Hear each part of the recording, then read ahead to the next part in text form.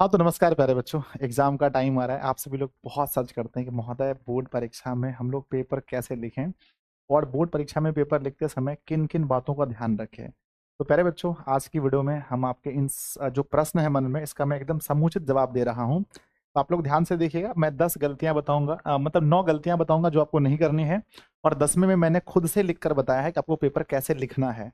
तो आप वीडियो को लास्ट तक देखें। वीडियो अगर आप देखने के बाद ही कुछ नीचे कमेंट कीजिएगा। अगर वीडियो आपको पसंद आएगा तो दोस्तों को भी शेयर कीजिएगा ताकि वो लोग भी इस चीज़ों को जान सके। और चैनल पर पहली बार रहिएगा तो सब्सक्राइब वगैरह भी कर लीजिएगा, ठीक है। आइए बच्चों, सबसे बड़ा चीज़ ये है आपके मन में कि महोदय हमें बोर्ड परीक्षा में पेपर कैसे लिखना है, चाहे 10th का पेपर हो, 12th का पेपर हो, या कोई भी बोर्ड परीक्षा हमारा जब होता है तो। आइए, सबसे पहला पॉइंट है बच्चों कि जब भी उत्तर लिखें, है ना, सब पॉइंट को लिखिए अपनी कॉपी में कि जब भी उत्तर लिखें पहले साफ साफ लिखें, ठीक है। बच्चे क्या करते हैं ना, बहुत हड़बड़ी में रहते हैं। उन्हें बस ये लगता है कि हमारा टाइम पूरा हो जाएगा, टाइम पूरा हो जाएगा, बहुत स्पीड लिखेंगे। बच्चों ऐसा बिल्कुल नहीं है। टाइम आपको प्रॉपर मिलता है एग्जाम में, इसलिए आप पूरे आंसर को जो भी लिखें बिल्कुल साफ साफ लिखें। और कई बार क्या होता है ना, हम डरते हैं कि सर हमने कुछ गलत लिख दिया है, यानी पूरा प्रॉपर सही नहीं है, इसलिए हम गिजमिजा देते हैं। बच्चों, गिजमिजा देने से और नंबर कटे। अगर आपने थोड़ा सा दायां बायां मारा भी है, थोड़ा मिस्टेक भी है, आपको 100% याद नहीं भी है, फिर भी आप साफ सुथरा ही लिखें। दूसरा हमारा पॉइंट आता है, सबसे इंपॉर्टेंट है कि प्रश्न क्रमांक का ध्यान रखें। बच्चे क्या करते हैं ना कि बहुत बार प्रश्न क्रमांक गलती कर देते हैं, यानी 2 नंबर के प्रश्न को 3 नंबर में, 3 नंबर के प्रश्न को 2 नंबर में। और कई बार क्या होता है ना, जब अथवा बच्चे बनाते हैं तो अथवा लिखना भूल जाते हैं, इससे आपका अंक पूरा कट जाता है। ऐसे बच्चों, मान के चलिए कि 2 नंबर में हमारा कोई निबंध पूछा गया है, और निबंध में हमारा पूछा है निबंध, और तीसरे में पत्र पूछा है। हमने निबंध नहीं बना के पत्र बनाया, या पत्र और संवाद पूछा है, पत्र नहीं बना करके संवाद बनाया, तो आपको यहाँ लिखना पड़ेगा कि अंक संख्या 2 है और हमने जो बनाया है ये प्रश्न ना, हमने यहाँ अथवा बनाया है, अथवा बनाया है, तब यहाँ पर आकर के आपको उत्तर लिखना है। तो इस चीज का विशेष ध्यान रखें प्रश्न क्रमांक का, कि प्रश्न क्रमांक में गलती ना हो, और अगर प्रश्न क्रमांक सही हो तो अथवा भी ध्यान रखिएगा। पॉइंट नंबर तीसरा देखिए, बोर्ड परीक्षा में ध्यान रखना है आपको, वो पॉइंट है क्रमबद्ध तरीके से प्रश्न का उत्तर दें, ठीक है। बहुत सारे बच्चे कहते हैं कि हमें क्वेश्चन नंबर 1 आता है, फिर क्वेश्चन नंबर डायरेक्ट 7 बना देते हैं, डायरेक्ट 8 बना देते हैं, जबकि उन्हें बीच के प्रश्न भी आते हैं। तो प्यारे बच्चों, मैं आप लोगों से यही कहूंगा कि आप कोशिश करें कि आपका क्रमबद्ध तरीके से आंसर हो। यानी आप ये समझिए, जैसे मैथ का सवाल है, 1 से लेकर के 30 सवाल दिए गए हैं, जिनमें से 15 सवाल आपको बनाने हैं। अगर आपको लगता है कि 1 नंबर हमने सॉल्व किया और एक के बाद में हमारा 2 बन रहा है, तो 2 ही बनाएंगे। ऐसा नहीं कि 1 नंबर बनाने के बाद उछल पुछल के 30 बना लेंगे और फिर बाद में 15 गिन लेंगे। यहाँ 2 चीजें। आप बोलोगे सर अगर हम अल्टरनेट बनाते हैं तो जहां तहां से बना के 15 सवाल पूरे कर देते हैं तो नंबर मिलेंगे बच्चों, लेकिन ना एक साइकोलॉजिकल इफेक्ट पड़ता है। जब टीचर चेक करता है आपकी कॉपी को, तो वो कभी नहीं चाहेगा उसको तकलीफ हो खोजने में कि आपने कौन कौन से प्रश्न बनाए हैं। तो तीसरे पॉइंट में विद्यार्थी जी याद रखिएगा कि हमें जो आंसर लिखने हैं सीरियल वाई में, अगर 1 के बाद 2 नहीं बनाया, 3 नहीं बनाया, 4 बनाए तो 4 लिखेंगे, 5 लिखेंगे, इस तरह से क्रमबद्ध तरीके से लिखेंगे। तो आपकी कॉपी चेक करने वाले जो एग्जामिनर है वो आपको अच्छे नंबर देंगे। और हाँ, याद रखिएगा कि दो प्रश्नों के बीच में आपको कम से कम 1 लाइन तो छोड़ना ही छोड़ना है। 2 लाइन छोड़े तो अच्छा है, मेरा मानना है कि 2 लाइन आप छोड़ देंगे 2 प्रश्नों के बीच में, ठीक है। 1 लाइन तो नेसेसरी छोड़ना ही छोड़ना है, वो आप वहां पर पेपर के अनुसार देख लीजिएगा, ठीक है। पॉइंट नंबर चौथा आपको याद रखना है कि अच्छे कलम का उपयोग करें। अभी अच्छे कलम का मतलब ये नहीं है कि बहुत महंगा कलम हो, 50-100 रुपए का, ऐसा नहीं है। अच्छे कलम का मतलब ये है कि जिस कलम को आप यूज कर चुके हैं। एग्जाम टाइम में अक्सर क्या होता है, मेरे साथ खुद हुआ था कि हम एग्जाम टाइम में ना सोचते हैं किस किस पेन से लिखें कि बहुत अच्छा हो। तो मेरे बच्चों, पेन मतलब जो है ना, जिस पेन को आप पहले यूज कर चुके हैं, या जिस पेन को आप बहुत चला चुके हैं, जिस पेन से आप कंफर्टेबल महसूस करते हैं, उसी पेन का यूज करें। अच्छा मतलब है कि जो आपके लिए अच्छा हो, है ना। ऐसा नहीं कि जो आपके दोस्त के लिए अच्छा है वो आपके लिए अच्छा हो, जरूरी नहीं है। चाहे वो जो 3 रुपए का हो सकता है, 5 रुपए का हो सकता है, कोई भी पेन हो, ब्लैक या ब्लू पेन हमें आप, है ना, हमें एग्जाम में लिखना है, वो भी बिल्कुल अच्छा जिसका उपयोग आप कर सकें, है ना। तो इसको भी पॉइंट को लिख लीजिए कॉपी में। पांचवा पॉइंट है, पेपर लिखते समय आपको ध्यान रखना है हमेशा कि जो पूछा जाए वही लिखना है। अब आपसे पूछा है प्यारे बच्चों की परिपथ किसे कहते हैं, आप पूरा घुमा रहे हैं, आप उनको विद्युत धारा की परिभाषा बता रहे हैं, फिर परिपथ बता रहे हैं। आपसे पूछा गया मेटरनिक युग से क्या समझते हैं, तो आपको मेटरनिक के बारे में ही लिखना है। ऐसा नहीं कि आप जाकर के कार्बोनी गेरिबाल्डी के बारे में लिख रहे हैं, नहीं। तो जो प्रश्न में पूछा गया है वही लिखना है, समझ रहे हैं ना। भूकंप किसे कहते हैं तो भूकंप ही लिखना है, भूकंप किसे कहते हैं, ये नहीं लिखना है कि बाढ़ इसे कहते हैं फिर भूकंप इसे कहते हैं, ऐसा नहीं है। ठीक है, तो ज्यादा बहुत बड़ा करने के चक्कर में नहीं रहना, क्योंकि देखिए टू द पॉइंट, जो आजकल सबको पता है, जो भी एग्जाम जो कॉपी चेक करने वाला होता है, वो जमाना चला गया कि ऐसे ऐसे करके गिनती करेंगे, भैया 5 लाइन है तो नंबर मिलेगा ना, ऐसा नहीं है। सही उत्तर लिखना है, जितना है तो नंबर मिलेंगे। तो आपने देखा कि जो पूछा जाए वही लिखना है, फालतू नहीं लिखना है, पेपर कॉपी नहीं भरना है। छठा पॉइंट आपको याद रखना है पेपर लिखते समय कि शुद्ध लिखने का प्रयास करें, है ना, शुद्ध लिखने का प्रयास करें। शुद्ध का मतलब ये है, शुद्ध का मतलब ये है कि जैसे मान के चलिए मुझे लिखना है परिवर्तन, तो परिवर्तन होता ऐसे है, परिवर्तन होता ऐसे है। अब आप परिवर्तन ऐसा न लिख करके आप परिवर्तन लिख रहे हैं ऐसे करके, परिवर्तन ऐसे लिख रहे हैं, मान के चलिए, ये क्या है, अशुद्ध है ना, ये अशुद्ध है।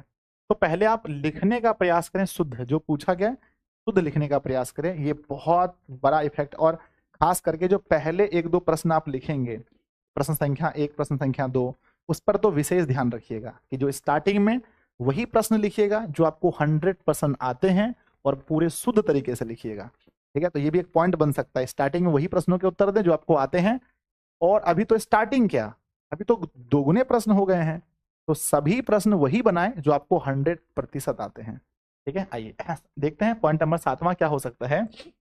जब भी आप दीर्घ उत्तरीय प्रश्न को लिखें, तो जो भी प्रश्न ऐसे हैं जिनके पॉइंट बन सकते हैं, तो पॉइंट बना के लिखें। अब कुछ कुछ सवाल ऐसे हैं जिनके पॉइंट नहीं बन सकते हैं, पर कुछ कुछ सवाल ऐसे हैं जिनके पॉइंट बन सकते हैं, और पॉइंट बनाते समय एक एक लाइन ना, एक लाइन बीच में छोड़ गए या फिर पैराग्राफ चेंज करके लिखें तो ये बेहतर होगा। ठीक है, याद रखिएगा कि दीर्घ उत्तरीय सवाल को बनाते समय उत्तर अगर पॉइंट में लिखा जाए तो बहुत अच्छा होगा। जैसे कोयले के बारे में पूछा गया कि कोयले के बारे में आपको लिखना है, पूरा विवरण बताना है, ठीक है, तो आपको बहुत अच्छे से उसके पॉइंट बाय पॉइंट लिखेंगे तो अच्छा नंबर मिलेगा। ठीक है, तो याद रखिएगा दीर्घ उत्तरीय सवाल में पॉइंट बनाने हैं आपको। 8वां आपका आता है कि ज्यादा कट ना करें, है ना। हम लोग परीक्षा में क्या करते हैं, हमने लिखा प्यारे बच्चों, जैसे मान के चलो हमने कुछ लिखा कि जैसे हमने लिखा कि, है ना, कोई भी परिभाषा ले लेते हैं, जैसे कि बायोलॉजी का ले लेते हैं, तो लिखते हैं जीव, जीव जिस विधि द्वारा, जिस विधि द्वारा, विधि द्वारा, फिर हमारा मन कर रहा है कि अब इसको काट देते हैं, ये परिभाषा सही नहीं लग रहा है, जीव जिस विधि द्वारा, ये हमें सही नहीं लग रहा है, तो अब इसको काट देते हैं। ठीक है, ऐसे ऐसे करके। ठीक है, तो ये काम परीक्षा में बिल्कुल भी आप ना करें। एक बार ही सोच लीजिए क्या आपको लिखना है, और अगर थोड़ा बहुत हुआ तो बस एक बार सिंपल, इसको हमें अगर काटना भी था तो बस एक बार सिंपल से बीच में से ऐसे काट देते, बस हो गया, आगे लिख देते। ठीक है, समझ मेरी बात को। तो ज्यादा कट ना करें पेपर में, और एक बार जो लिखना है सोच समझ करके ही लिखें, कि वो बोर्ड परीक्षा का पेपर है, वो कोई घर का कॉपी नहीं है बच्चों, है ना। तो ज्यादा कट नहीं करना है, जो भी लिखना है सोच समझ के लिखना है। 9वां पॉइंट आता है बच्चों कि प्रश्न को उत्तर पुस्तिका में ना उतारें। बहुत सारे बच्चों का ये गलत फहमी होता है, और जब वो आंसर लिखने जाते हैं तो पहले ही क्या करते हैं कि जितने नंबर ना, जो क्वेश्चन पूछा है, जैसे मान के चलिए फिजिक्स का हमारा है, साइंस में हमारा फिजिक्स है, उसमें क्वेश्चन पूछा है विद्युत धारा की परिभाषा दें, तो कोई जरूरी नहीं है कि आपको वहां लिखना है विद्युत धारा की परिभाषा दे तब लिखना है। बहुत बच्चे क्या करते हैं, फिजिक्स लिखना है मान के चलो, तो यहाँ पहले वो क्या करेंगे, यहाँ लिखेंगे प्रश्न 1 नंबर है तो उसको उतारेंगे यहाँ पर कि विद्युत धारा की परिभाषा दें, विद्युत धारा की परिभाषा दें, धारा की परिभाषा, परिभाषा दें। तो ये आपको बिल्कुल भी नहीं करना है, इसको उतारना नहीं है, सिर्फ डायरेक्ट इसका आंसर लिखना।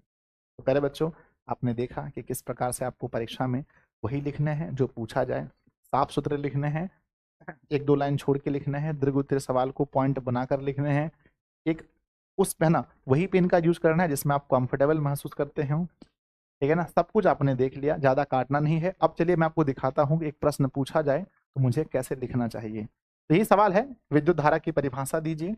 तो इस सवाल को मैंने यहाँ लिखा है, ध्यान से देखें, मैंने लिखा है ये सवाल, सबसे पहली बात है कि साइंस में भौतिकी का सवाल है, तो ऊपर में हमने भौतिकी लिख दिया। अब ये हर बार नहीं लिखना है, ऐसा नहीं कि हर प्रश्न के बाद भौतिकी भौतिकी लिखना है, नहीं है, ये पहले प्रश्न में लिखना है भौतिकी लिखा। सवाल नंबर 1 है, और 1 नंबर सवाल जो हमारा जो चौथाई होता है, तो ऐसे एग्जाम में छोड़ा होता है, फिर भी कहा जाता है कि कॉपी को 4 भाग में बांटना, 1 भाग को छोड़ देना है, तो हमने यहाँ पर चौथाई छोड़ा है। चौथाई छोड़ने के बाद ये नंबर, जो क्वेश्चन नंबर है वो ये इस बार में है, और उत्तर इसका इस बार में लिखा है, और ऐसा ही होता है। कई बार क्या होता है ना कि बच्चे बीच में जो है यहाँ पर बीच में लिख देते हैं प्रश्न, है ना, प्रश्न संख्या, प्रश्न संख्या बीच में लिख देते हैं एक, है ना। ये कहीं पर ऐसा नहीं लिखा है कि बोर्ड परीक्षा में हमें ऐसे ही उत्तर दे रहे हैं। और हमने बहुत सारे टॉपर से पूछा भी है कि क्या आपने कुछ अलग तरीके से आंसर लिखा था या नॉर्मल तरीके से, तो टॉपर ने कहा बिल्कुल नॉर्मल तरीके से। कोई जरूरी नहीं है, ऐसा भी लिखना गलत नहीं है, पर मैं ये नहीं कहूंगा कि ऐसे ही लिखने से आपके नंबर अच्छे आ सकते हैं, ऐसा कोई बात नहीं है। आप नॉर्मल भी ऐसे लिख सकते हैं प्रश्न संख्या और इसका उत्तर यहाँ पर, लेकिन प्रश्न संख्या को घेरना नहीं है, ठीक है ना। ये घेरना नहीं है, तो मैं बताने के लिए घेर रहा था, ठीक है ना। तो इससे आपको बिल्कुल भी घेरना नहीं है, प्रश्न संख्या एकदम खुला रहना चाहिए।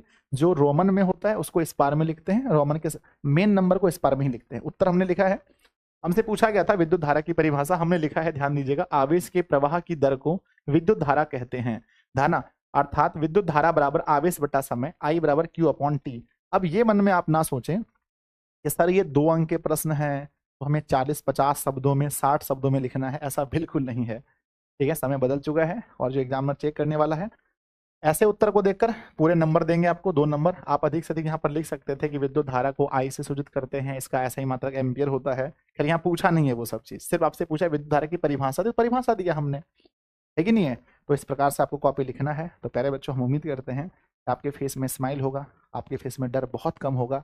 और आप लोग जो भी लोग है ना हमें जानते हैं अच्छे से, तभी 10th क्लास के बहुत सारे बैचेस हमारे यहाँ चल रहे हैं।